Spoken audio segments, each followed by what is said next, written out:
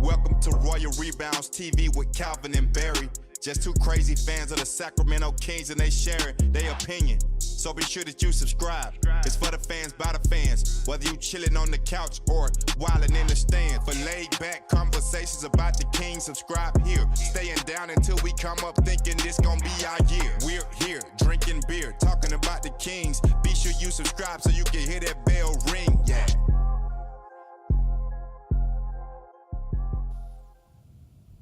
What's up, Kings fans? Welcome back to Royal Rebounds, the Sacramento Kings YouTube channel for fans, by fans.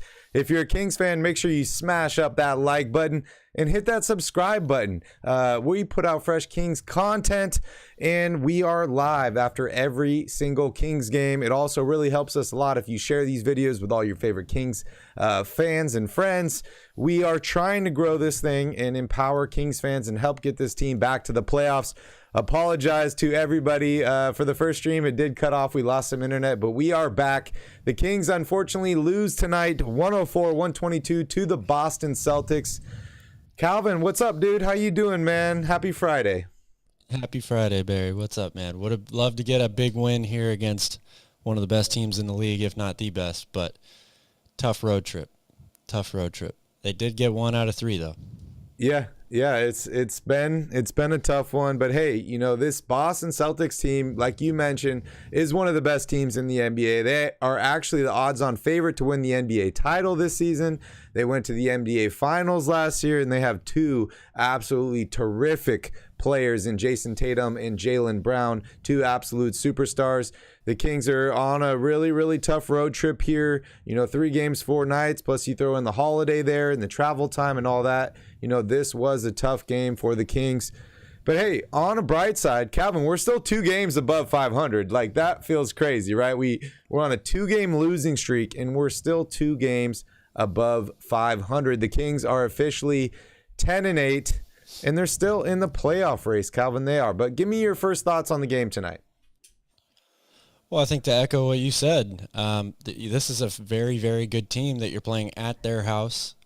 Boston is a really good three-point shooting team, much like the Kings are, but that was the biggest difference in this game. And despite that, despite shooting pretty terribly for the entire game, the Kings were leading with almost 4 minutes left in the third quarter. So there's definitely still positives to take away, even in a blowout loss or getting, run away from at the end.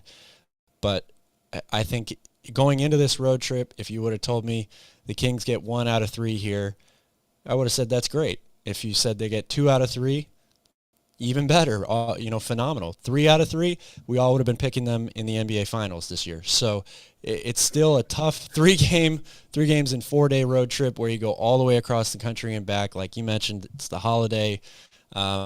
You still kind of feel good, I think, coming away from this. Obviously, the ending to that game, the last 13, 14 minutes or so was pretty brutal.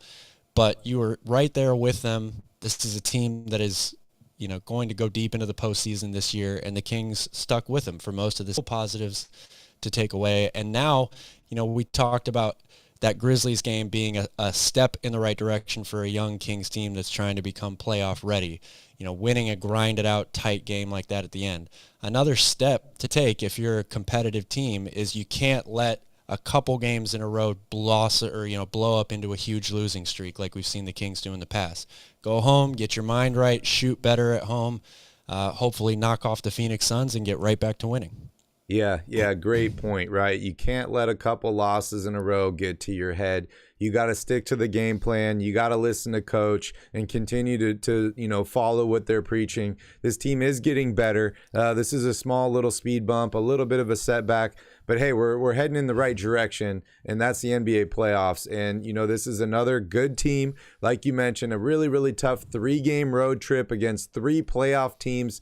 And not a lot of time to rest in between these games. So, this team showed some resiliency tonight. They were down early. They fought back. They were only down 2 at halftime. It could have been tied at halftime if it wasn't for that late layup for the Boston Celtics. And then you said they were fighting, at the beginning of the third quarter there. And then towards the end of that in the fourth quarter, the Boston Celtics just proved that they were the better basketball team, right? They showed why they were in the finals last year. They showed why they went on that huge winning streak last year. And they showed why they're the favorite to win the title this year. Is they are a very, very complete team with 2 really, really good players. And, unfortunately, the Kings struggled tonight. De'Aaron Fox didn't have a field goal, for quite a while tonight. Sabonis put up his usual double-double. You'd like to see, a little bit better shooting. He missed both of those threes. They were leaving him wide open on those. You'd like to see more from Keegan Murray, from Harrison Barnes. Kevin Huerter wasn't his normal self, missed all of his three-point attempts tonight, 0 for 6 from the field.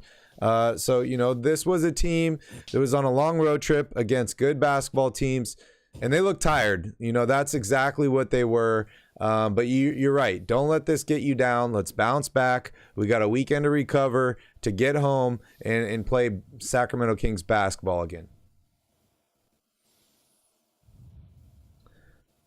All right, let's go ahead here and dive into the box score. So as I mentioned, the Kings lose tonight 104-122 to the Boston Celtics. Wow, man, the Boston Celtics are 15-4 now. The Kings fall to 10-8. 33 minutes tonight for Domantas Sabonis, 18 points, 10 rebounds, 6 assists, 7 of 13 from the field. Like I said, he missed both of his three-point attempts, and he was in foul trouble for this game. Unfortunately, 5 personal fouls for him to end the game. 12 points for Harrison Barnes in 23 minutes, 4 of 9 from the field. 3 points, 10 rebounds from Keegan Murray, 20 points, 4 rebounds, 2 assists from De'Aaron Fox in 31 minutes, 7 points for Kevin Huerter, and then off the bench, 6 for Trey Lyles, 4 for Metu, 7 for KZ Okpala. We'll definitely talk about him. 21 minutes tonight for KZ, and 13 points for Davion Mitchell. 9 points from Malik Monk and 3 points for Terrence Davis. As far as the Boston Celtics go, 30 big points for Jason Tatum tonight, doing his normal thing. 8 rebounds, 4 assists, 25 points for Jaylen Brown, and 13 points for Al Horford. Calvin, this was a rough game. It really, really was. Shout out to everybody here in the chat. We got Brian, PK, Neil, Alfie Man, Larry, the Bouncer, Dabrab. Welcome in. Sass, Lane, Gotham. I saw you in here too. And Apex. Welcome in, everybody. Key Kings. Hopefully you guys are having a wonderful evening. Hopefully you had a great Thanksgiving. Ate lots of turkey, had fun, got to see some of your family members. Unfortunately, this is a tough game to come back to. But hey, Calvin, I mean, we got to watch some Kings basketball, which is always exciting. There were some positives to take away from this game, even though they did, lose by 18 at the end there. But, you have any positives you want to point out in this game, Cal? Well, yeah, like we already mentioned, they were winning the game with about 4 minutes left in the third quarter, and they were going toe-to-toe with one of the best, if not the best teams in the league. You look at the team stats, they out-rebounded Boston. They shot really, really well at the free throw line. They outscored them in the paint. They had 50 points in the paint. They lost this game at the three-point line and turning the ball over. Those are the 2 most important stats for this Kings team by far whenever you are evaluating their games. So shot horribly from 3, too many turnovers. In a tough road game in Boston, it's going to be really difficult to win most of those games. And they allowed a lot of wide open threes in this game too, which is something that the Kings have actually been pretty good at defensively so far this season. So there's definitely positives to take away from this. Again, using the excuse of they're tired and they just played a back-to-back a couple of days ago, that definitely plays a role into it. But the best teams in this league are never going to use that as an excuse. So they have to find a way to be able to push through these road trips, push through being tired on the holidays and all that stuff. And again, close out or eliminate the long losing streaks. They've lost a couple games in a row. You got to fight back and get another win. or another game up in the win column to build your confidence back up and then go from there. Short memory span. All that Yeah, stuff. good point. What's up, Ninja Style? Sorry I didn't see you in there, but welcome in. Glad to have you here. Tito, what's up? Shadow Man, welcome in. Carson, what's up, everybody? Make sure you smash up that like button. Calvin and I are not professionals. We just do this for fun, and you can pay us in likes. It also helps us with the YouTube algorithm and helping other Kings fans find this channel. So please hit that like button. Man, Calvin, I got a bunch of notes about this game. A lot of them are negative, talking about no ball movement, a lot of empty possessions, obviously the three-point shooting, which you mentioned. And, for me, what's up, Callum? For me, basically, that signals exactly what we were talking about. This team being tired. They won 7 games, which has got to be pretty rough, on a team emotionally in terms of, it feels great to win games, but, this team hasn't done this for a long time. Everyone starts talking about you. The expectations grow a little bit higher. You don't want to make mistakes as much. So, 7-game winning streak, which was great for us, for fans. It was great for the organization, and it helped build some confidence for the players. But they went on this tough 3-game road trip, a lot of games and a lot of nights, a lot of traveling. And I think that fatigue definitely showed. That's why, three-point shots are coming up short. That's why you're making mental mistakes and turning the ball over. All those things are all just kind of fatigue building up. So I think definitely returning home and having these 2 days to recover a little bit will definitely help this team bounce back. That's for sure. Let's talk a little bit about Keegan Murray, because I know a lot of people are talking about Keegan Murray. He's been struggling, right? 1 of 8 tonight from the field, 1 of 6 from three-point range. Didn't make that 3 till late in the fourth quarter. He's really, really been struggling, Calvin. And you and I have been, trying to pump the brakes a little bit. What's up, Ray?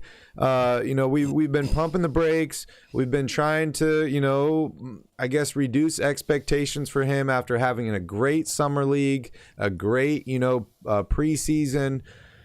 He seems to be hitting the rookie wall. We know there was some outside things going on with his grandma and stuff like that. But, we forget that this guy really is a young player, and he's only played a few games really in the NBA, 18 now. Is it time to bench Keegan Murray, take a little bit off of his shoulders, start somebody else, and let him find his rhythm without the pressure? I'm not ready to do that yet because, first of all, you don't know what something like that is going to do to somebody's confidence that's already probably pretty low. The guy looks a little unsure of himself. He seems to definitely steer away from contact inside. And those are all typical signs of a guy who's just lost his confidence. He's lost his shot. And it's actually a good point that you bring up about his grandmother, because I don't know about you guys, but I don't get updates on his grandmother. So I don't know what's going on with that situation. It's probably surely weighing on him still. And again, this is the NBA. This is not an easy league to play in for anybody unless you're LeBron James. So, or one of those once-in-a-lifetime players. Charlie tweeted Royal Rebounds during the game, who would you rather have for the next 5 years, Devin Vassell or Keegan Murray? And my immediate reaction was, well, Devin Vassell didn't have a particularly good rookie season either. Another guy that I wanted the Kings to draft. We did a mock draft on him. His rookie season wasn't, this otherworldly thing, and he improved. He came back, he worked on his game, and he's having a really good year this year. Same thing with Davion Mitchell. Did not get off to a good start. Everybody wanted to write him off. It's way too early to judge what somebody's going to look like 5 years from now. This guy has talent. He fits into this team's system. He needs to find his shot. I'll give a quick anecdotal story about myself. My first year playing varsity basketball in high school, I was in the same boat as Keegan. I had very little confidence. My coach would immediately sub me out of games incredibly quickly, for the slightest thing. If I jumped at a ball fake or if I missed an open shot, I had no confidence to build off of.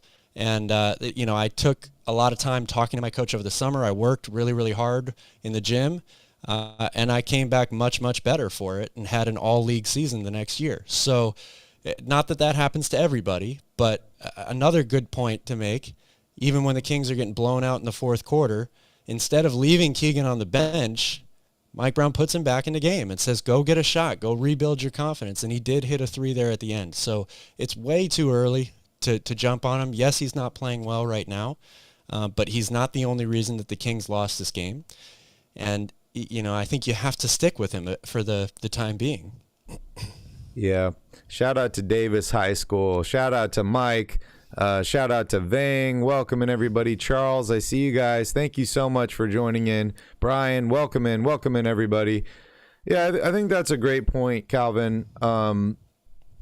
It's tough, dude. It's like you don't want to bench the guy to ruin his confidence and thinking that he's a failure, right? And he's not a starter, because he is the future starter for this team, right? At least that's what they want him to be. But at the same time, you don't want to put him out there and set him up for failure. So it's kind of trying to find that balance, which is probably something that Coach Brown and Keegan need to discuss, themselves together, right? Because if Keegan's like, hey, take me out for a little bit, I want to run with the second team till I get my confidence back.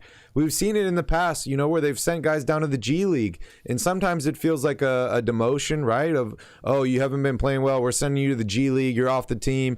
And, if a player lets that get to their head, that can definitely snowball into something even bigger, right? But if they look at it as an opportunity to have a little bit easier time, or something as a confidence boost or something like that, it can definitely help it. And we've seen players in the past come back from the G League and play exceptionally well, right? So it's an interesting topic there, and trying to find that balance, I think, is really, really a tough thing. And hopefully they can figure it out. We're all cheering for Keegan. We want him to do well, and we think the world of him. I think his potential is through the roof, right? It's just how fast does it take for him to become a really consistent player that can do it every single night? That's the hardest thing, right? Is you can have great nights, you can have bad nights, but if you're going to be a really good player in this league, you got to be consistent, and that's the key. So I know there was some talk. And the during percentage this day, of those players, even in the NBA, is not that high. There are not. You have your list of all-stars, right? There's 15 from each conference or so, something like that. Outside of that, guys that do it every single night, there's not many of them in the NBA. Yeah, good point. And yeah, straight up, like it takes time to grow. It takes time to develop. This guy is still really, really young. We all expect so much out of him. We just need to pump the brakes a little bit. Unfortunately, this was a tough road trip for this Kings team. Let's not overreact. Let's not say trade Keegan, trade Davion, all that stuff. I saw someone here in the chat mention, live by the 3, die by the 3. That's right. That's exactly what happened here. This Kings team has been dying by the 3. And they've been living by it as well. We're talking about Kevin Huerter here, 2 of 10 from the field tonight. 0 for 6, only 7 points for him. This is a guy that led the team in scoring a couple games this year. This is a guy that's been the big offseason acquisition that's really helped stretch the floor, allowed Sabonis to work a little bit more inside, and allowed a lot more of these lanes and encouraged ball movement. That's one thing that I thought really, really affected the Kings late in this game. Was there was a lot of stagnation. There was not a lot of ball movement. There was bad contested shots. And then, everyone's trying to play hero ball after that, where it's like you're trying to score 5, 6, 7 points on one possession. You end up taking like a crazy shot where, you just need to keep chipping away at that lead. There was a point where, they went on a huge run, the Celtics, and I'm thinking to myself, like, if I'm Mike Brown, should I be calling a timeout here? Like how long do I wait to stop the bleeding? We all know about, what some of the coaches in the past did. Phil Jackson was infamous for not calling timeouts. He would call out his players, say, you got yourself to this position, dig yourself out. I'm not going to bail you out. But, at the same time, how long, Calvin, do you let a team go on a run for before you're like, okay, maybe I need to give my team a break here? Yeah, you can debate about that all day long. Mike Brown certainly has not been shy this season about calling timeouts well before a run even happens. So, it works sometimes. It doesn't work other times. I think you could tell that the team was kind of fading away there at the end. In a tough fourth quarter. And look, let's give some credit to the Boston Celtics too, right? Like, we're all very high on this Kings team, but Boston is one of the best offensive and defensive teams in the NBA. They've got 5 guys that can switch pretty much every position. They have phenomenal individual defenders all around. So yeah, the Kings didn't move the ball tonight. They shot terribly. They turned it over, but they played a really good team, a really good defensive team. It's a learning curve. You go back to the drawing board, you watch the film on the plane home, you learn how you can get better from it. Yes, Malik Monk didn't play well at all. He has played well in other games this season. And Kevin Huerter, guy didn't hit a 3 tonight. Somebody that shot over 50% from 3 for the year. So it's pretty tough to win games when that's your system and you don't get the production out of guys, not one person or 2 people, but a lot of players. Yeah. I mean, Domantas Sabonis, 0 for 2 from three-point range, 0 threes for Harrison Barnes, 1 of 6 for Keegan Murray, 0 for 6 for Kevin Huerter. Fox hit 3 of 9 tonight, which is still not that great, right? 33%. And then, Malik Monk 1 for 6 from three-point range off the bench. So that's basically what it was the Kings just could not make threes and get going. They were just never able, to get that run really, really going. And that's what happens. We've seen it in the past. This Kings team, they get down early to some of these teams. They battle back. But when you're playing the Boston Celtics, one of the best teams in the NBA, you just can't let yourself get in a hole because you're going to dig and dig and dig to try and get out of that the entire game. And you're going to run out of gas and not have any energy in the fourth quarter. And that's exactly what happened tonight to the Kings. Shout out to Fred here, Charles, Lydia, welcoming everybody. T, good to see you guys. Hopefully you're having a better night than the Sacramento Kings are. Rough game. Fred, what is up, Fred? Good to see you here. Home cooking. Yes, we do. Sass says Davion was our best player tonight and Brown put in Monk instead. That's a good point. We saw Davion play was great tonight. A decent amount. Really 14 minutes for them all year. 13 points, 5 of 6 from the field. Made his only 3-point attempt. Played some good defense. What did you see out of Davion tonight? What did you like? And then also, I think it's time to kind of discuss, what to do going forward with Davion, right? Because we have a couple different guards coming off the bench here. We have Terrence Davis, Malik Monk, Davion Mitchell. Who is the first guy off the bench? I know that's a bunch of questions, so I'll let you just kind of start out with what you thought about him tonight, and then we can expand further on from there. Davion was great. I agree with Sass. I think that he was as solid as you could be, compared to everybody else on the floor tonight. And he's been really good all season long. He doesn't, always give you the huge production of points off the bench, but that's also not always needed out of him. I think that, when we talked about him after the first couple losses of the season, it was, how do we get Davion on track? And what I kept saying was simplify the game plan offensively for him. He's really good at creating his own shot. He's really good at getting to the basket. I would tell him to be aggressive and look to just get to the basket, try to get some easy buckets for yourself, and let the game come to you. And then, obviously take control on defense, which is where your strongest attributes are. I feel like he's done that for pretty much the entire year. So really happy with Davion's play. Absolutely. As far as what you do, who's the first guy off the bench? I think it's still, again, situational. I don't expect to see Terrence Davis most nights as the first guy off the bench. It's usually Mike Brown seems to try to get De'Aaron Fox and Sabonis out of the game first, midway through that or 6 minutes or so into that first quarter. So that means you're going to see a lot of times Davion and Trey Lyles or Metu come in first as opposed to Malik Monk. Sometimes it will be Malik Monk. I think it's a situational basis depending on what the matchup is and kind of how the game is dictating itself early on. But it's pretty clear to me that Mike Brown likes to structure Fox and Sabonis' minutes similarly. So, a lot of times Davion is the first guy off the bench. Yeah. I mean, it's pretty clear, right, that if you need offense, you're going to put Malik Monk in the game. If you need defense, you're going to put Davion Mitchell in the game, right? But a guy like Terrence Davis, he's kind of a combo of the two. Is there a reason why you'd go Mitchell over Davis or other way around?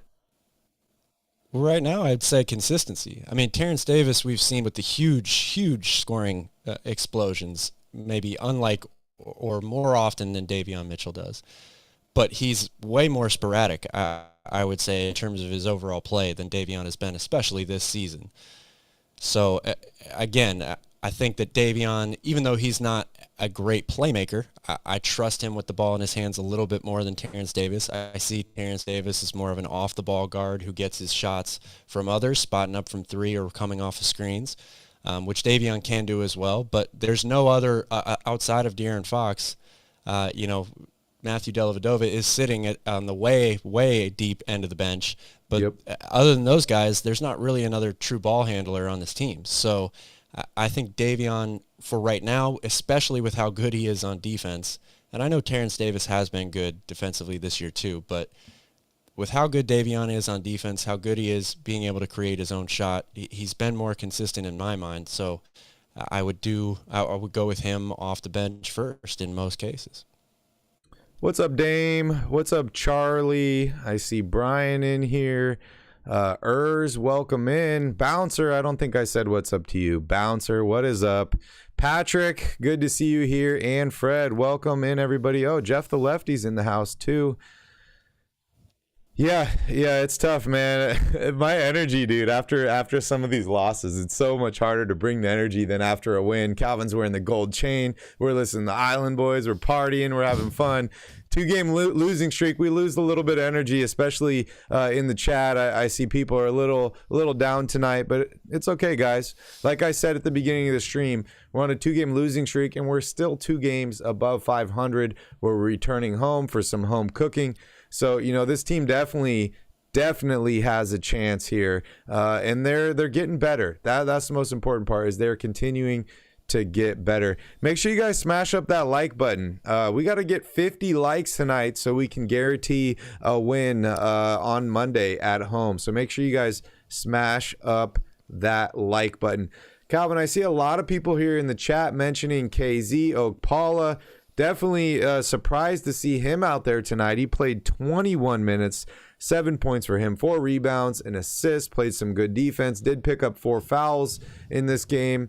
Were you surprised to see KZ out there? Do you think KZ needs more minutes? Because I know you had him as one of your starters earlier on. Would you consider benching Keegan for KZ?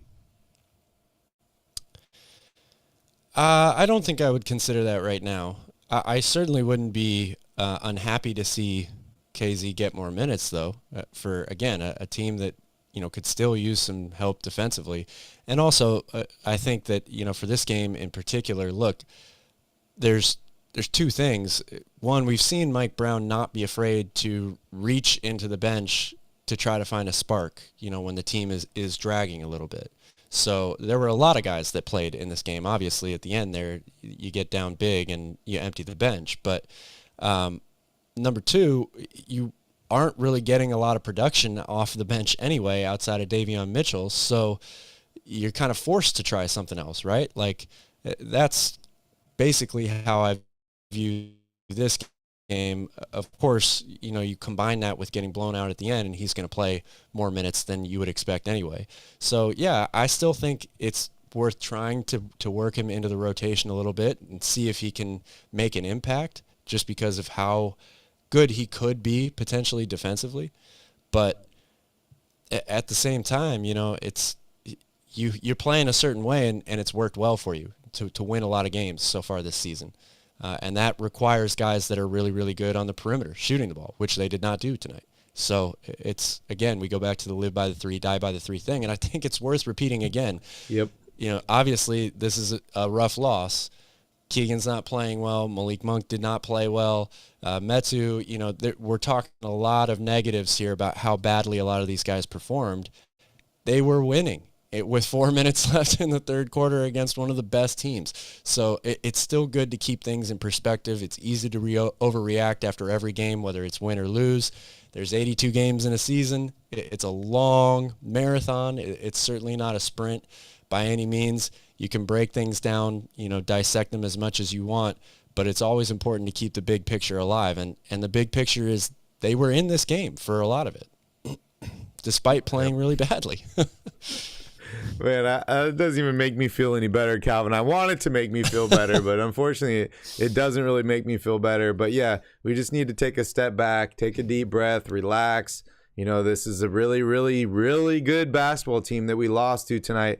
And honestly, nobody on this Kings team really had a good game. I mean, you could look at Sabonis. You could say 18 and 10 and 6 is a good game for him. Shot pretty efficient, 7 of 13 from the field. But, there was moments I wanted to see more out of him. He definitely got in foul trouble in this game. Didn't make either of those threes. They were leaving him wide open on the three-point line. Other than that, 20 points for De'Aaron Fox. Not very efficient for him tonight. And, this team just didn't play well overall. And you mentioned that you were still in this game late in the third quarter. So that just goes to show what the potential is for this basketball team. We talked about, there's been a lot of wins this season where, one guy has done well and a bunch of guys have played bad. In this game, everybody played bad, right? So, we're a couple shots away from things going a whole different direction. They snowballed there at the end. Just because the Kings lost by 18 in this game doesn't mean that that's like the measuring stick you use to see how good this basketball team is. So, unfortunate loss for the Kings. But hey, the beauty of the NBA is we have another game. We got another game coming up to play, and more things to work on. Tom, what's up, Tom? Tom says, flush this one, get back home, and get a W. Big fan out here in Omaha, Nebraska. Go Kings. I love it. I'm seeing some positivity here in the chat. This is great, Cal. This is great. We need that. Yeah, this is definitely what we need. I see some Keita mentions here in the chat. Also, Lydia loves Keon Ellis. Calvin, how are you feeling about Keita? How are you feeling about Keon Ellis? This is really, really tough because this team is already so deep, and they do have some young talent that they sent down to the G League and stuff like that. But, we saw everybody play tonight except for Alex Len. Normally Holmes isn't out there. We don't see Dellavedova out there. This rotation is a lot shorter. KZ's not usually out there. There's so many different players on this team. Honestly, there's not enough minutes to go around. So, people want us to talk about Keita and Ellis a little bit. Give me your thoughts. What's up, Joseph? Well, I mean, my first thoughts are there are some things to like about both of these guys, right? And sure, we would love to see them get an opportunity to play. But like you mentioned, it's a deep rotation already. It's hard to crack that. And let's be honest, there's a reason why both these guys are still two-way players. It's because they need time. They need some more work, some more development. They're both exciting in the theory or the thought of what they could bring defensively, right? Keon Ellis is a great defensive player in college. Keita's a really, really good rim protector. And yes, I totally admit that the Kings could use that right now. But you got to play offense too. And this team has the best offensive rating, or at least they did coming into these last two games in the league. And they have gotten that with playing the players that they've played so far. So I think there's a much more valid argument to get Keita in the game than there is to get Ellis, because the Kings are very deep at guard and wing. Are you going to take Terrence Davis's minutes away so you can play Keon Ellis? Again, a couple of games ago, coming into it, Terrence Davis had the best individual defensive rating on the team. Better than Fox, better than Davion Mitchell. Now, again, he doesn't play maybe as many minutes and doesn't guard the same types of players, but he's been really, really good for them in spots. So it's a give and take sort of a thing. Do you want to give guys opportunities? Yes, you do. But does it overall damage potentially the total product of the team? Keita is very raw offensively. Very, very, very raw. So, and he's definitely not the same type of player as Sabonis where you can get him the ball at the high post and have him make plays for others. Just not ready for that yet. I still agree. Give him a shot. See what he does at the rim. See if it changes the game defensively for Sacramento. I would like that. Yes. But are these guys ready to play big-time minutes in this rotation? I don't think they are. Oh, man, I see some bring back Boogie here. Oh, man. Calvin, at what point do you say this team is too deep? It has too many players that we don't have enough minutes for them all, and we need to maybe trade a couple guys to chip up, right? We've been kind of anti-trade, anti-make a move here for the past couple weeks because the Kings have been playing exceptionally well. We've been afraid to mess up chemistry, stuff like that. But we got guys like Rashawn Holmes sitting on the bench. He did play 5 minutes tonight, but doesn't normally play. We got KZ sitting on the bench, and then like you said, we got Monk, Davis, Mitchell. I love all these young guys, but at what point do you say, hey, we need to go out and make a deal, chip up and play guys that can actually play, upgrade positions that we actually need, and give them more minutes? I see Miles Turner in here. Obviously, we've talked about some of these guys in the past, including Mo Bamba. At what point do you say, let's pull the trigger on a deal for a guy like Mo Bamba? We'll give them some of these guys that don't really get much playing time. When do you feel like you need to make a deal like that? And do you think a guy like Mo Bamba or any of these other additions could really, really help push the needle for the Kings? Or you think they just kind of need to grow more within themselves and more within this system? I mean, I think both of those statements are true. Look, this is still a team that just won 7 games in a row and 9 out of 11. With the current roster, they were playing really, really well. They're growing together as a young team. We've been talking about this a lot. I'm at this point now. The Kings are in the playoffs if this season ended today. They've clearly made a lot of improvements, and Mike Brown has a lot to do with that, as well as the new additions, Herter, even Malik Monk, Sabonis, all these guys. So at some point when you start to improve like that, you stop saying, okay, where's the next move, or make a trade just to make a trade. I do like Mo Bamba. I think that he would fit on this team as a rim protector and a guy that can space the floor, even play with Sabonis because he's a good outside shooter. But again, we got to come back to this. I know I say this every time, but it's so true. It takes two to tango. Just because you want somebody out there like John Collins or Mo Bamba or Miles Turner, you have to actually make a deal that the other team wants to do in return. So if you're Monty McNair, is it worth it to give up what this team wants for somebody like Miles Turner, who's probably going to command a pretty big package, first-round picks and players? And what players? We all want, or I shouldn't say we all want Rashawn Holmes to be traded. That's a unfair way to put it. But if there was somebody on this team that you were going to trade, everyone's first answer would be Rashawn Holmes. Give me a reason as an opposing GM to want Rashawn Holmes back right now. There's not much. So you have to match salary. The trade has to work for both sides. It's not 2K. You don't make deals just because you can. So there's all of these factors going into it. I'm not saying it's not worth looking or exploring for things like that. If you can get Miles Turner for what you think is a good deal, that's probably a trade worth making. But again, it's not that easy. And on the flip side of that, you've got a team that has dramatically improved and coming off of a 7-game win streak. So I think you have to have a little bit of patience.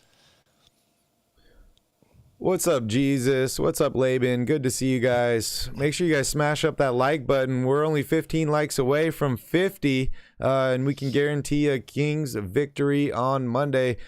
Calvin, I thought that's a great point that you made, right? It takes two to tango, but at the same time, I'm thinking some of these games throughout the season is like an emotional roller coaster, right? Like we just got off a 7-game win streak. We're all feeling amazing. We don't want to trade anybody. We're just stoked on this team. Now they're on a little 2-game losing streak, and we're like, okay, well, maybe you make a move. Maybe you don't. I don't really know. Man, what an emotional roller coaster for a GM, right? If you think about a guy like Monty McNair, right? You're so high sometimes you feel like you're the greatest. You obviously assembled this team. ESPN starts talking about you. You're on a huge winning streak, something you haven't done in 17 or whatever, 18 years since they won 7 in a row. until now. You look at the schedule, we lost to two really, really good teams.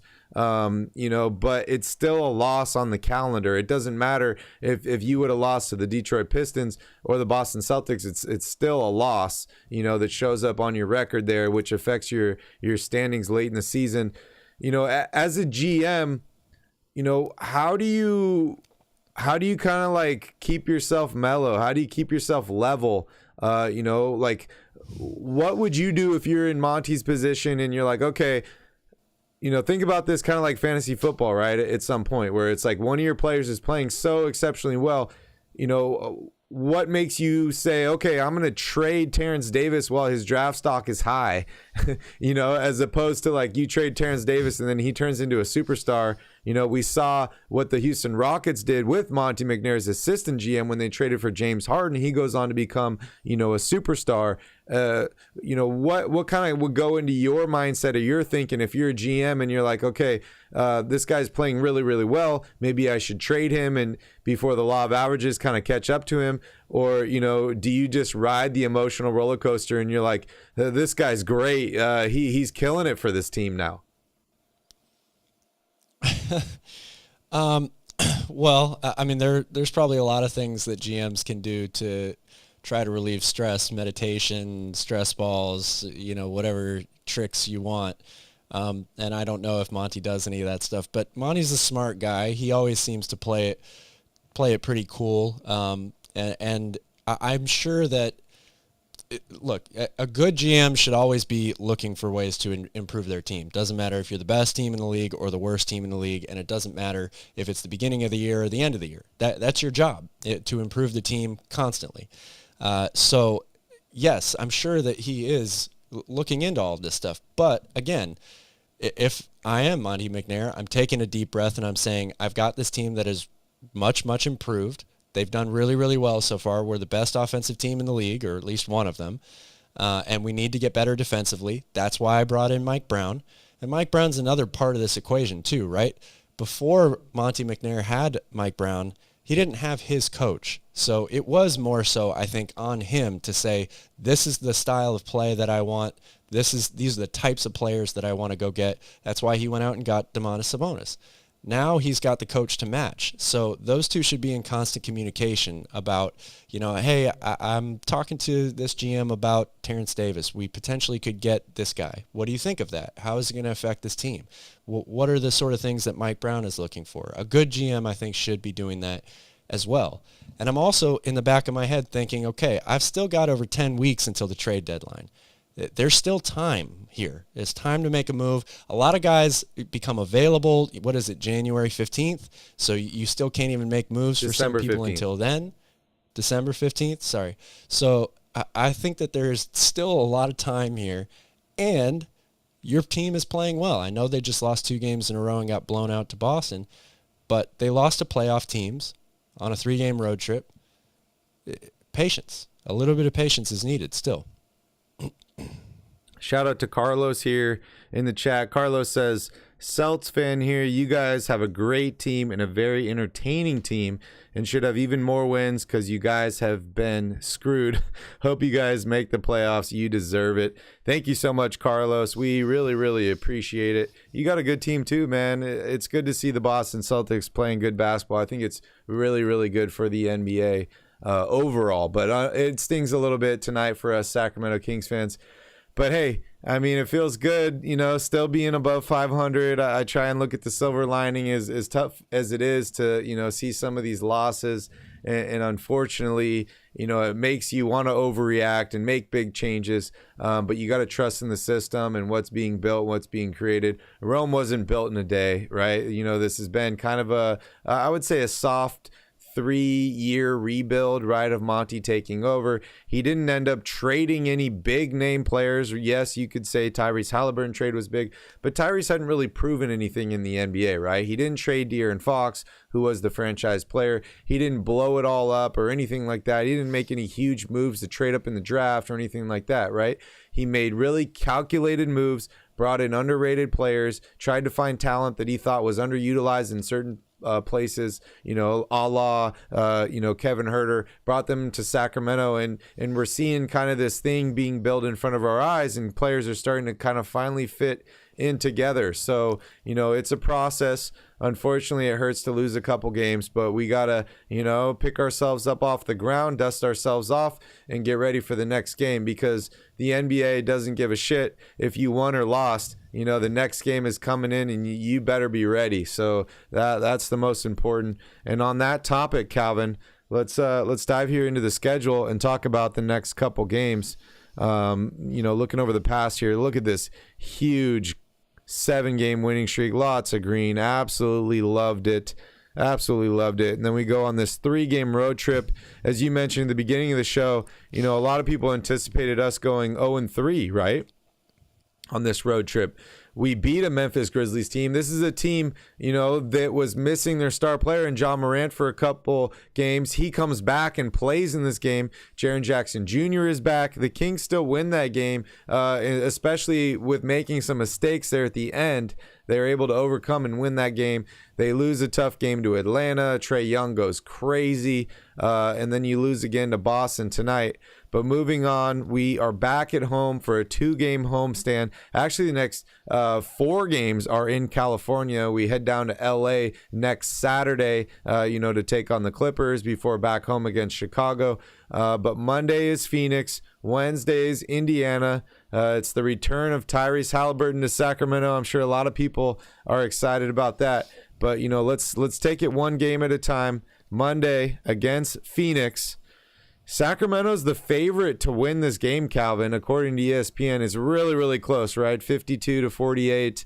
Looking here at the injury report, Chris Paul is out. Landry Shamet is out. We'll see if they remain out, when we get closer to game time. But, Calvin, give me your thoughts on this game. What do the Kings need to do to bounce back? Stop this losing streak before it snowballs into something even greater. There's a lot of good basketball teams coming up in the next couple games. So, if you're Coach Brown, what are your words to the team right now? Well, I think my words to the team are, hey, we're going home. We play really well at home. We'll have the crowd behind us. The beam, all that stuff is there. So it'll be a good way to get right. It's, again, another tough opponent, but that's every day in the NBA. So it's not like you look forward to a night off or something like that against a weak team. You got to beat teams to be good. We're going to get back to shooting the ball well because we shoot it much better at home. We're going to take care of the ball better, move the ball a lot better. I think they got to do I saw a couple comments about playing inside out. I'd like to see a little bit more of that. Try to get Sabonis some good opportunities on the post and look for him to kick it out as opposed to taking threes without trying to get the ball inside at all. And then again, the energy will be better being at home. That probably means defense will be better as well. So just stick to the game plan. Try to get right, get a good shooting night, and get everybody back on track. I think going home is definitely what this team needs right now. Yeah, I mean, you got if you're in Boston, this game just ended. Are you trying to fly back to Sacramento tonight so that you have 2 full days? Are you waiting until tomorrow? And then kind of what are you looking forward to in terms of like prepping for this game? The team looked tired tonight. Are you trying to give them a full day off, or are you just right back at practice tomorrow? This, and this is what we need to work on and get right back at it. I mean, that's a tough question to answer. It's Mike Brown's team. He knows his team much better than I do. So I will say this from an outsider's perspective. This is a young team. I would definitely get back in the gym and I'd work. And try to get guys, refocused a little bit coming off of A, the travel, and B, a couple losses in a row. But I think Mike Brown definitely knows what to do with this team. I would expect them to have some sort of practice, whether it's a full-out hardcore practice like we've seen Mike Brown run early in the season or, more of a shoot-around walkthrough style. I don't really know. I think you leave that to him. But I will say that having a young team, a team that plays fast like that, I would get right back to work if it was me personally. And a very young team too, right? This is not a team with a bunch of veterans that need a bunch of rest. Maybe HB could slowly kind of fall into that category, but this is a young basketball team. And yeah, I think you're right. I don't think you can take too much time off and let these losses soak in. You got to move right on to the next game, and get right back into it.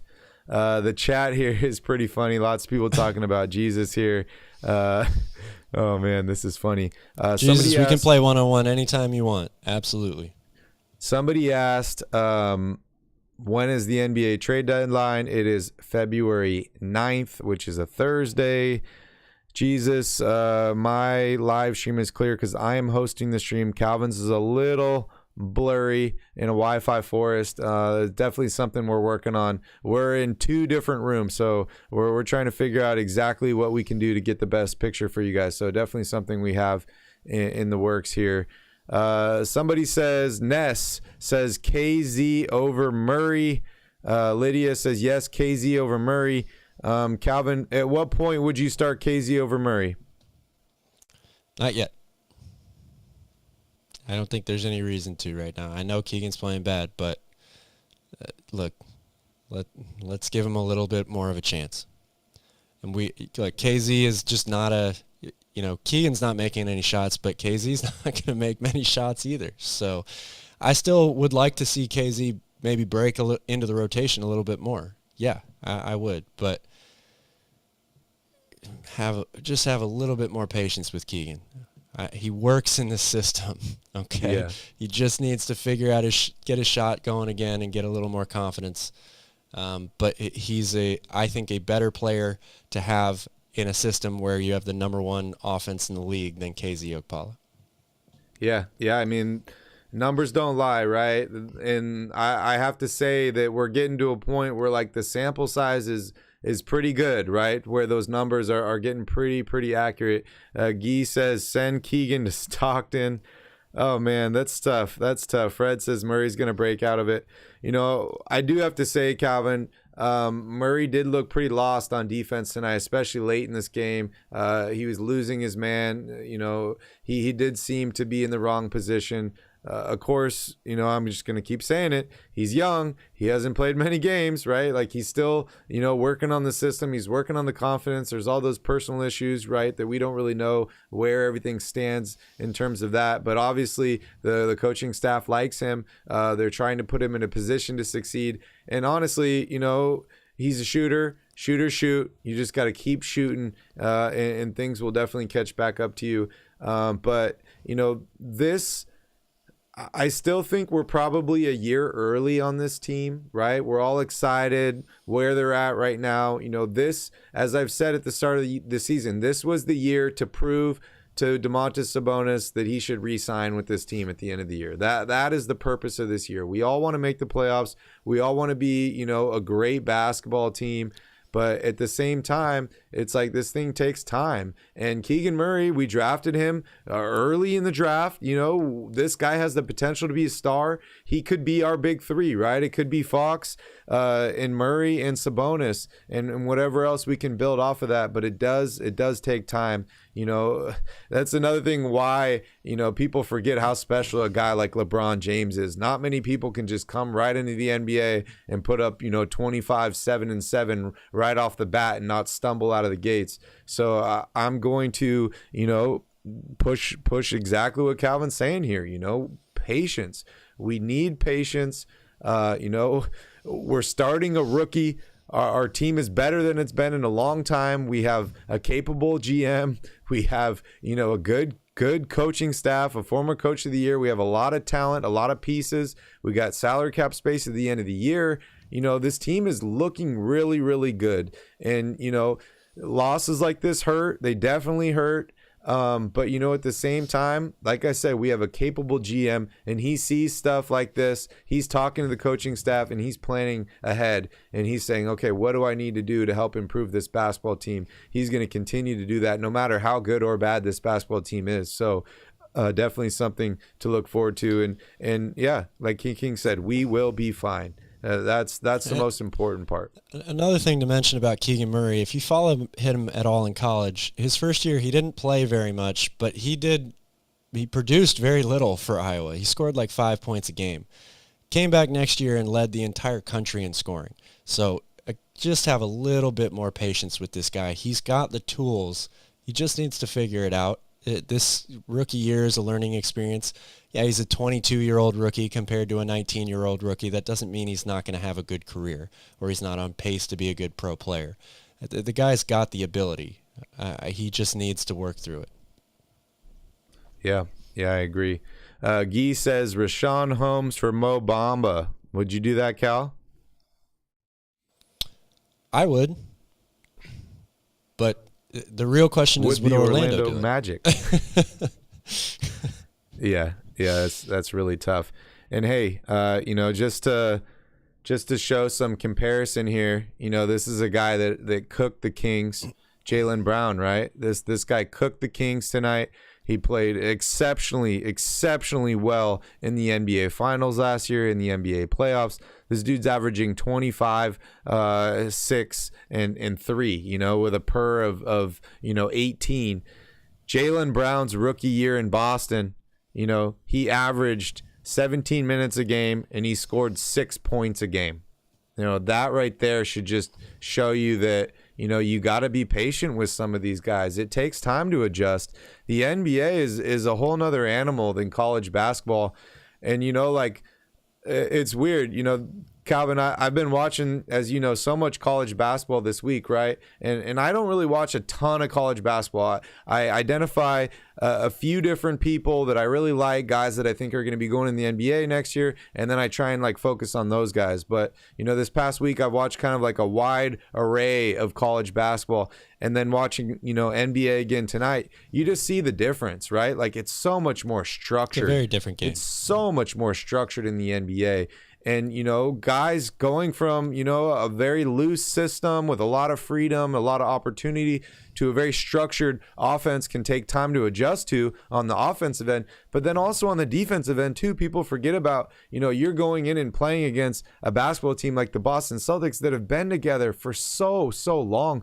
These guys have been working on defensive sets together for a long time. They know where everybody on their team is going to be at all times, which makes defense a lot easier for them and harder for a team like the Sacramento Kings to compete against. So, there's a lot of different angles for these rookies and things that take time to adjust to. So I'm still really high on Keegan Murray. I honestly believe this dude can be a star in the NBA, but you got to be patient. It's not going to happen overnight. Jesus, I don't know what I did to you, man. I really don't. I'll play you one-on-one anytime you want, but you keep talking about tapping me out over and over again. And this isn't the first stream that I've seen that message on either. So I don't know what the hate is for. It's all love here. We're all Kings fans. But, man. Jesus is supposed to be all accepting of everybody, right? I thought Jesus was a cool guy. All love Jesus. I'm giving you a hard time, man. I'm calling you out just like you're calling me out. All love here. All love. Yeah, Jesus, Calvin will 360 dunk on you. Oh, man. It's so funny, dude, seeing this chat, before and after a win and a loss, and it just changes so much. It's absolutely hilarious. Calvin, when do you think the Kings should start making some moves here? Do you think they should pull the trigger on a trade? I know it takes two to tango and stuff like that.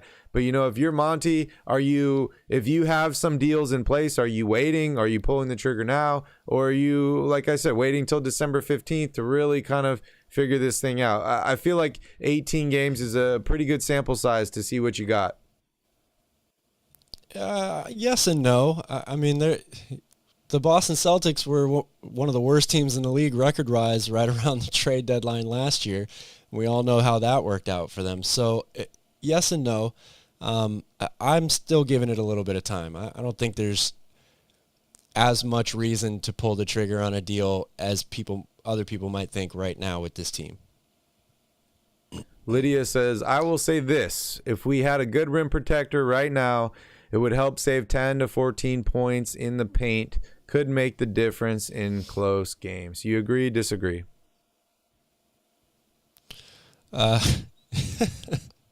Wrong again, Jesus. But, man, this is funny. You're catching me off guard, dude. You got me all flustered here. I just want to talk about the Kings, but all you want to do is talk about me. Take your shirt off, Calvin. Again? Show him the six-pack. No. I'm kidding. But look, I don't – it's still too early for me. I think that if I could go out and get a rim protector right now for what I felt like was a good price, that is a trade that I'd be much more willing to pull the trigger on than not. But again, it depends on what you have to give up too, right? Like I would like to get Mo Bamba, but I don't know what the asking price is. So it's a very difficult question to answer, especially, for somebody who's not in the inner circle. But it's tough. I would still be cautious about making a trade right now just to make a trade.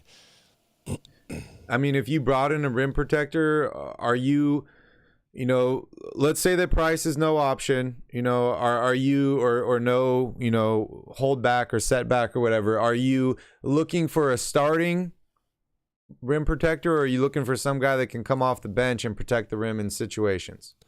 I mean, I'm looking for both. Again, it's the asking price, right? I would love to get somebody.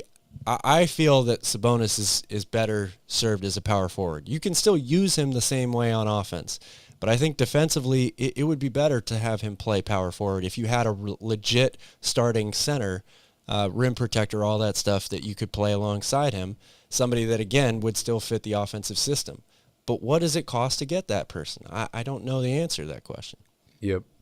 Yeah, Guy says Rashawn in a second rounder for Mo Bamba. I would definitely love to do that deal. Don't know if it's an option, but I sign me up. I'm in. I want to hear from you guys here in the chat. Just give me the last name, spam the chat here.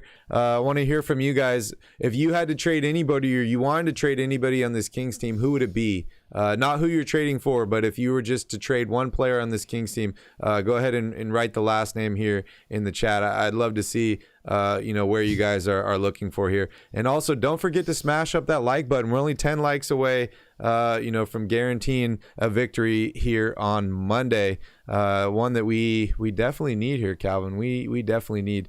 I'm getting excited, man. We're getting a little bit deeper here into the season. We're getting closer to Christmas time and all those fun games, the trade deadline. Things are getting intense here in the NBA, and the Kings are in the mix, dude. We're hearing about them in potential trade rumors. We heard HB's name floated around a little bit. Not so much as the Kings willing to trade him, but other teams are interested, which is always good to hear. We've played small ball this year. I know you're talking about potentially moving Sabonis, to the 4, picking up a 5 rim protector. Do you want to play bigger? Are you not happy with the small ball, or are you looking for a rim protector that plays small ball, kind of like a Draymond Green or somebody like that? Well, yeah, no, I'm happy with the small ball. Again, it's working for this team. They just won 7 games in a row. They got the best offense in the league. It is working. You need to find players that are better defensively, and they are not very good defensively around the rim.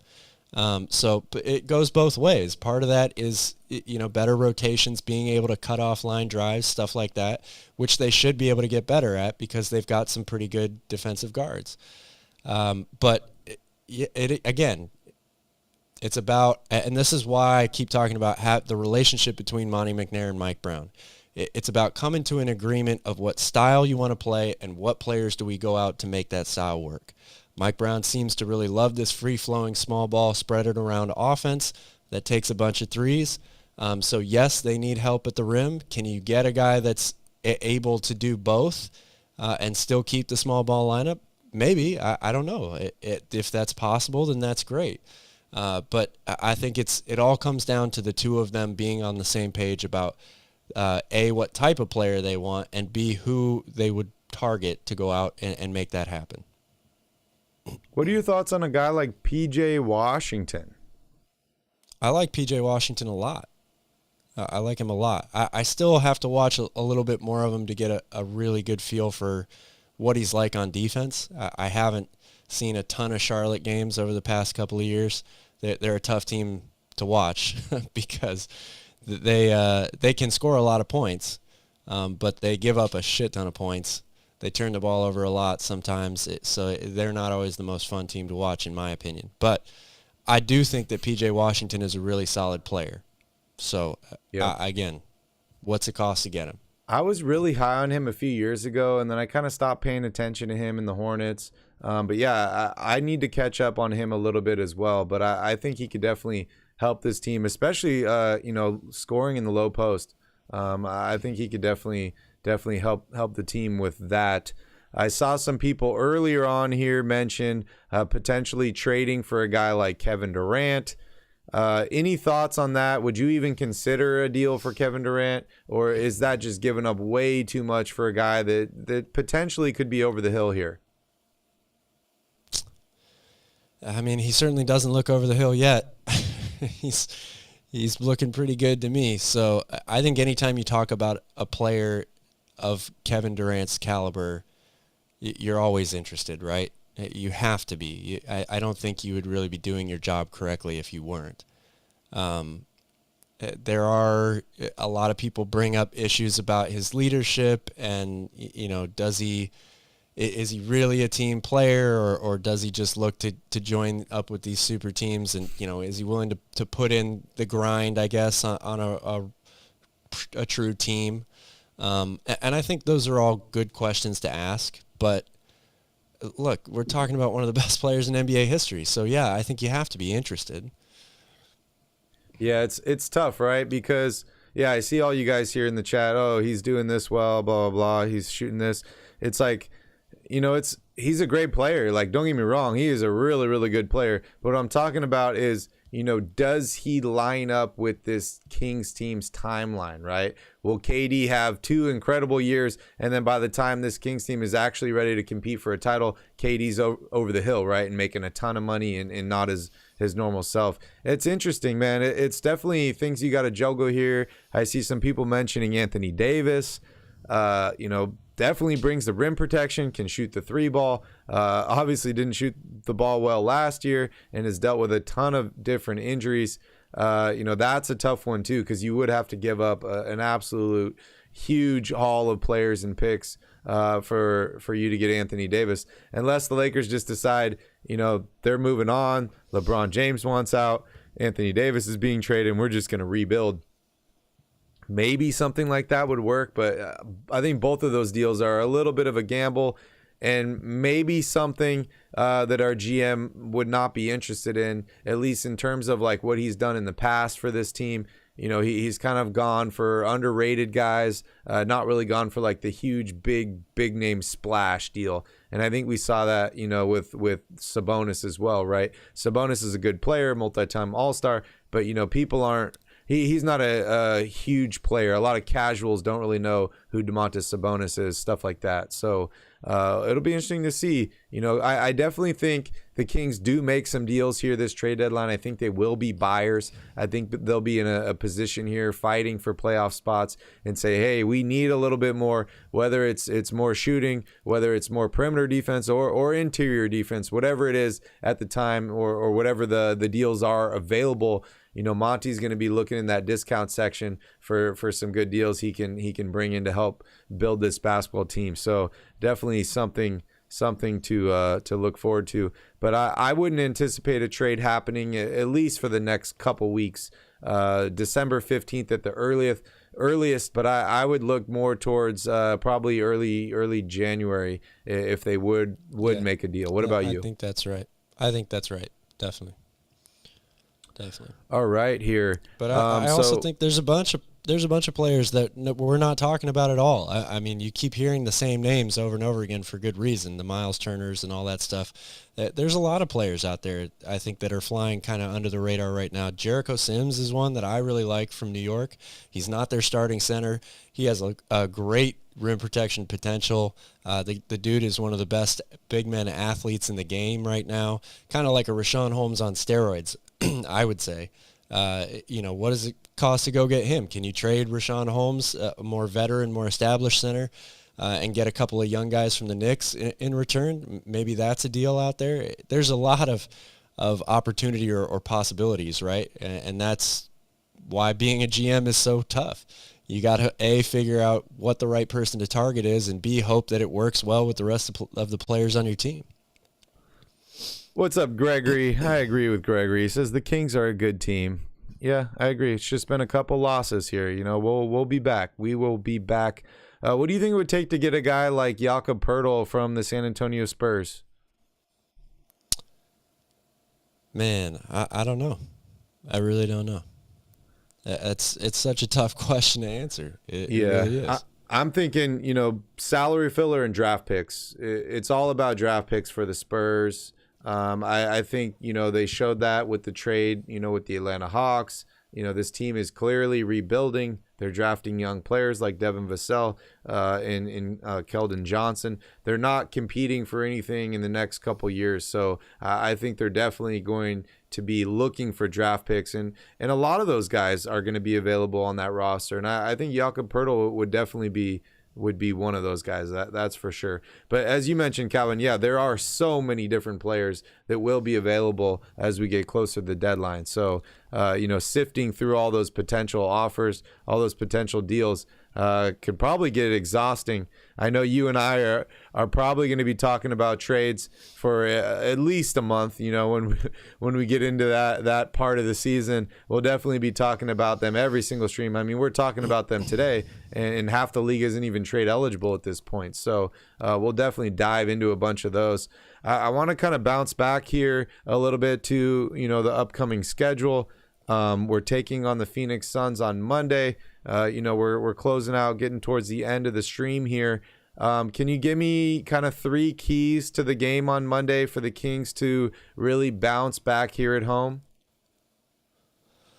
Well, look, I mean, you have to break out of the shooting slump first and foremost, right? It's pretty clear, you know, this team's still competitive even when they have bad shooting nights, but it's such an important part of what they do offensively, how they manufacture those shots as well. Ball movement, you know, playing through Sabonis, trying to get double teams, all that stuff so he can find open guys. And hopefully guys break out of shooting slumps as well. They're definitely going to need that. Turnovers, again, you got to take care of the ball, especially against a team like Phoenix. That's very good at taking advantage of those missed opportunities from the opposing team. And then foul trouble. It's a pretty common theme, I think, for the Kings as well. But DeAndre Ayton is a tough guard inside. You definitely don't want Sabonis to pick up early fouls in that game. You're going to need him to bang inside it and grab boards all night long.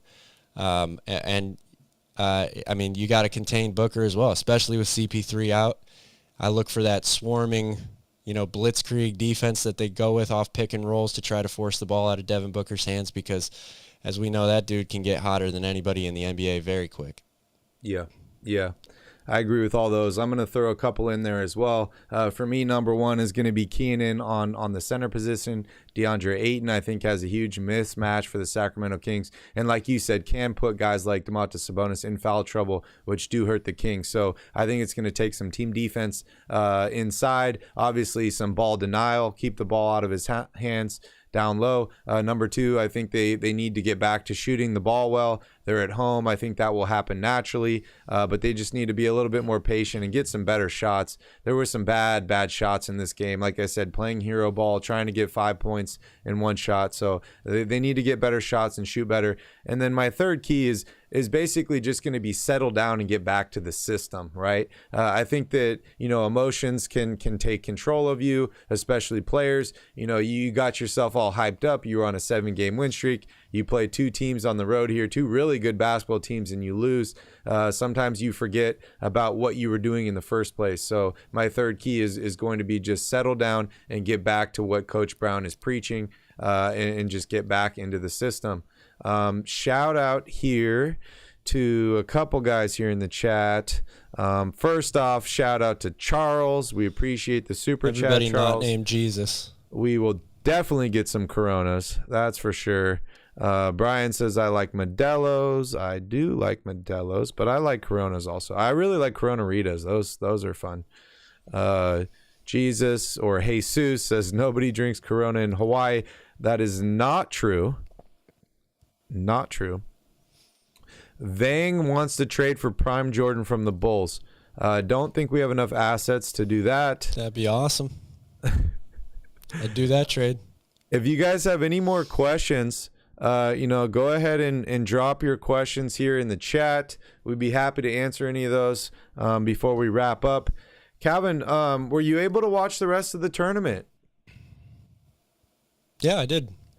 Did you see that last game, the fourth place game, Arkansas in San Diego State? I did.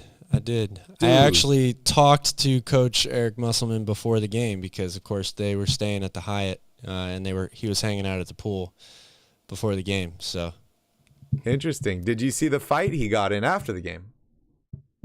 He was hot throughout the majority of that tournament. Very, very hot.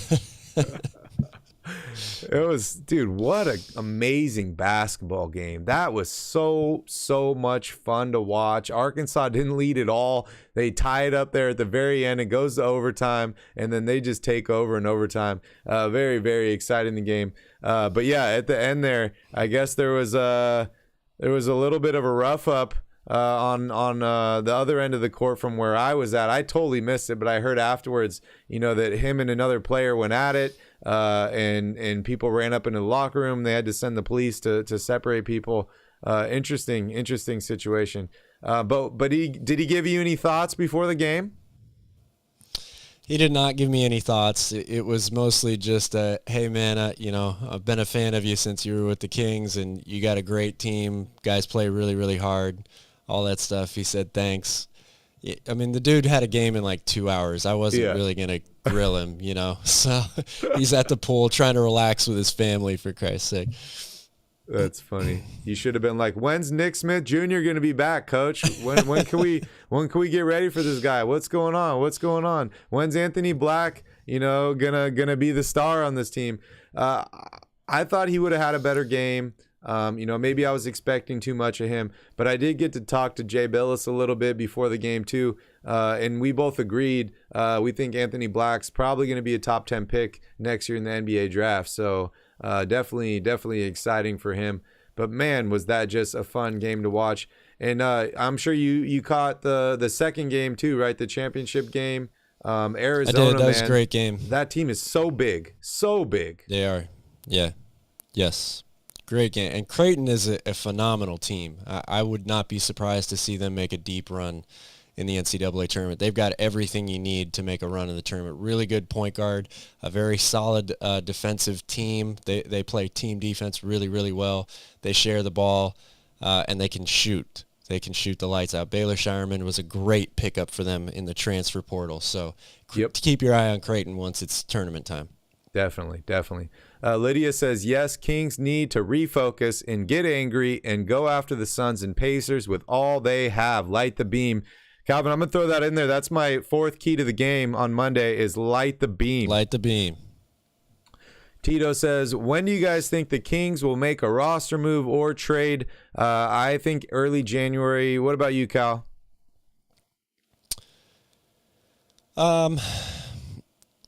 Definitely not before January, if they even do. I think it's worth repeating that this team has a lot of cap space for the offseason. So right now they're exceeding expectations. We all kind of have hoped they would be a playoff team for the last couple of years, but now they're even exceeding that. If you can bypass the play-in tournament altogether and be one of those first six in, that's ahead of schedule. So with the new coach, a really, really good offense, and a lot of cap space in the offseason, maybe they wait to make a move. It's not a guaranteed thing, I think. Good point. No point in rushing and messing up your cap space situation unless you're sure that this is the home run that's gonna take you to the promised land. That is for sure. or A says 3 games in 4 days. Us Kings fans just have PTSD and are overreacting. I couldn't agree more, myself included with that. It's an emotional roller coaster being a Kings fan. That is for sure. And sometimes it's really tough to control your emotions because they get to you, man. They get to you. They really do. And sometimes, Calvin, like they do to me all the time, they just give me hope and then they rip my heart out at the end of the game. Oh, yes. Guy says, HB and Rashawn and Keegan for Ben Simmons. I already know your answer, Calvin, but Nope, I'll too let much. you know. You Too say much. no? Nope. No. I mean, Ben Simmons is playing a lot better, man. He really is. He is playing a lot better, but I don't want to give up that much right now. The bouncer says, what are your thoughts on Tyrese Halliburton coming back next week? Excited. I'm excited. I mean, that matchup, him and Fox, that's going to be a fun one to watch. Yeah. I think Definitely. both guys will have good games. You think so? You don't think they'll lock each other down? Yeah, I do. I can't see Tyrese locking down De'Aaron Fox. I just don't see that happening. He's a great off-ball defender. He's not a bad on-ball defender by any means, but he's not staying with De'Aaron Fox for the course of an entire game. But Benedict Mathurin, another guy that has been popping up in the chat a lot, he is on fire right now. So the Kings definitely have more guys to worry about on that squad than just Tyrese Halliburton. Another guy that you circled when the draft was getting close. So, Calvin, I definitely got to give a shout out to you. You knew that dude was going to translate very, very well to the NBA. PK says, how are you feeling with this hardcore Brown coaching? I'm not really sure what that means. What are your thoughts, Calvin? I'm sorry. I just can't. I keep laughing at the chat because it's really funny. Can you repeat that? How are you feeling with this hardcore Brown coaching? Oh, I love it. It's exactly what this team needs. De'Aaron Fox needed it. Young teams in general need it. And look, we talk so much about culture and changing, losing culture to winning culture. You don't do that without a coach that demands respect right away. And there are a lot of ways to do that. But one of them is you got to coach guys hard. You have to earn their respect. You have to make them buy into what you want or what you're looking for. And that's definitely currently taking place with this team. Shout out to Brian here. Spicy Coronas with lime and Tapatio. Oh, man, those are good. Those are delicious. What are you laughing about here? Everyone's talking about Tyrese. Well, I get distracted because I keep seeing my name in the chat, first of all. So you're naturally going to look over and be like, oh, what are these guys talking about? But it's just funny. All the back and forth. Love you guys. Neil, Jesus, all you guys. The crucifixion hold, all that stuff. It's pretty funny. Oh, man, that's hilarious. The crucifix. Is Buddy Hield going to be cheered or booed? Could be both. I don't know. Yeah, right. Probably both. That's hilarious. Guys, we're only 4 likes away from getting a win on Monday. Make sure you guys smash up that like button. We need 50 likes for 50 Cent. He's the new Kings ambassador. Unfortunately, he's nowhere to be found for any of these games. Guy says Rashawn for anybody. I'm not trading Rashawn for anybody at this point. I'm still holding on to him. I don't think it's a bad contract. I think he can help this basketball team. He'll have his moments. So I'm not trading him for anything. But I'm always willing to trade people to help improve the basketball team. So if we find a good deal, Rashawn is definitely not on my no trade list, but I'm not trading him for anybody. You agree with that, Cal? Yeah, I definitely agree with that. Jesus says, I think Calvin banned me from the chat. I can't see my posts. Good job, Calvin. I did not do that. We leave all of that responsibility to the bouncer. He is in sole possession and command of all that stuff. So if you get banned from the chat, it wasn't me. Don't piss off the bouncer, dude, because he'll bounce your ass out of here. Out of here. I saw some stuff here earlier about James Wiseman. You and I talked about this a couple weeks ago. I'm still so mixed on this because I like James Wiseman so much. I really, really do, but he hasn't done much, man. He really hasn't. So what are your thoughts on James Wiseman? What do you think this guy will become in the NBA? is Golden State a good spot for him, or do you think a team like the Kings, or maybe even mention another team, could help? I guess rebuild is a tough word to say because he hasn't really built anything. But what are your thoughts there? James Wiseman's a work in progress. I mean, there was a lot to like, for a guy that it's so hard with big men, right? Because they generally take longer to develop. But also, when you see a dominant big man in college, look, Keita was the same way. If you watched his games, the dude's blocking over 3 shots a game, 3.5 shots a game. You're like, this is a man amongst boys. But it's so different in the NBA. They spread you out. They take advantage of your slow feet. James Wiseman covers ground very, very poorly. That was one of the biggest flaws with his game coming out of college. His ability to switch, guard players smaller than him. In the NBA, they take advantage of that too easily. So he's still a big-time work in progress. His offensive game is okay, but it's not to the level where he can overcome some of these other deficiencies. I thought the Warriors were the perfect place for him because it's an opportunity for him to develop with a team that's already, championship ready. He can learn from that winning culture, that winning system.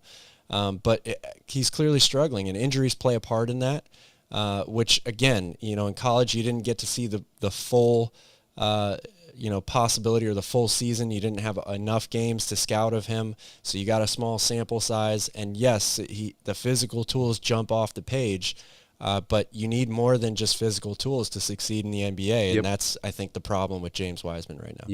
Yep. Great points there. Bouncer says, have you guys reached out to Lance Woods yet? No, unfortunately, we have not. It's tough. A lot of those guys that, work for the Kings directly or do stuff for the Kings, they're busy during postgame, which is, when we do all these shows live. So we've reached out to a lot of those guys in the past, and they haven't really been available. However, Calvin and I are going to try and do more streams on off days where we could bring in guys like Lance Woods and some of these other, sports writers and sports personalities. So we'll definitely keep you guys posted on stuff like that because we want to put out more content for you guys. And as you can tell, I always have a ton of questions. And Calvin, I love Calvin, but he can't answer all of them. He's not in the same position as some of these other guys. So I try, but I can't answer. We're definitely going to try and get some more people on here. That's for sure. Key King says, do you guys think we will beat the Suns on Monday? Good news, Key Kings. We just passed over 50 likes. So, yes, I think the Kings will beat the Suns on Monday. They just got to stick to my 3 keys to the game that I mentioned earlier. Ninja Style says, Calvin versus Barry, Hell in a Cell. Calvin, who do you think would win that matchup, dude? You and me, Hell in a Cell. I don't really even know what that means, Hell in a Cell. It's mixed martial arts? I don't know. You guys, I like Barry too much. I don't think I could fight him, honestly. I think it's the wrestling ring, and they put the cage around it, and basically whoever gets out of the cage first wins. I think you got to climb up to the top and open the cage. Oh, I just remember it's like gladiator to the death style then, pretty much. Yeah, pretty much. You got to knock the other guy out so that he doesn't pull you down the cage while you're climbing to the top. Mm-hmm. Yeah, that's funny. Sometimes it has a top, sometimes it doesn't. But I remember playing all those old school, those old school video games where they were a lot of fun to play in those. Oh, PK, looks like the Bouncers taking you out. PK versus the Bouncer, Hell in the Cell. That's interesting. I want to hear from you guys in the chat. Let's spam it up here. Who would win in a Hell in a Cell match, PK or Bouncer? Let's see it. I think, I don't know. The Bouncer's pretty frisky. PK, I haven't seen either of you guys in real life, but the Bouncer's got a wrench. PK doesn't have a wrench, so I think the wrench would definitely help in the Hell in a Cell. It's pretty funny. Barry and I actually went to the same martial arts school. I don't think we ever sparred each other, though. Did we? I don't think so. I don't remember that. I don't remember doing that, so. Not that I remember. Neil says celebrity death match. Oh, man. Did you ever watch that show? What was the claymation? Was that Celebrity Deathmatch, the claymation one? Yeah. That was hilarious. That was I wish they good could show. still do that. They could have had some great material with Donald Trump and all these politicians now. That'd probably make me like politics a little bit better, seeing some of these guys in the Celebrity Deathmatch. But dude, I wonder if they got sued for using people's likeness or stuff. That's really, really interesting. Maybe, I don't know. A lot of people talking smack about Tyrese. Some people want him back, some people miss him. I definitely do miss Tyrese Halliburton. Calvin thinks that he's gonna have a good game, and De'Aaron Fox is gonna have a good game. I hope so. I just enjoy watching good basketball. So I would love to see both of those guys succeed. Obviously, we want the Kings to get a victory, though. That's for sure. All right, Calvin, I think that pretty much wraps us up here. You got any last words for the chat? Any smack you want to talk to Jesus or anybody else here? No smack, all love. Thanks you guys for watching. That was a lot of fun. You guys definitely made me pay minimal attention to Barry, which is not good. I should do that. Definitely be better at doing that. But that was a lot of fun. Thank you, everybody, for the comments. And, hopefully we get a Kings win to talk about next. Calvin, I'm not going to lie, but you look much better with a gold chain around your neck. So, of course. Who doesn't look better with a gold chain around their neck? Hopefully the Kings can get a victory on Monday, and, we can get that chain back. That'd be great. I let my game do the talking for me, Jesus. So let's make this one-on-one match happen, all right? It's Jesus, man. It's not Jesus. It's Jesus. Anyways. Sorry, Jesus. Thank you guys so much for watching. We appreciate you guys so much. Hopefully you have an amazing weekend. I'm going to try and spend some time in the valley doing some hiking, get out in nature. Hopefully you guys can do the same. Hopefully the Kings can get back to it on Monday, back to their winning ways. But thank you guys so much for watching. Don't forget to smash up that like button, hit that subscribe button. We'll see you guys in the next one. In the meantime, go Kings.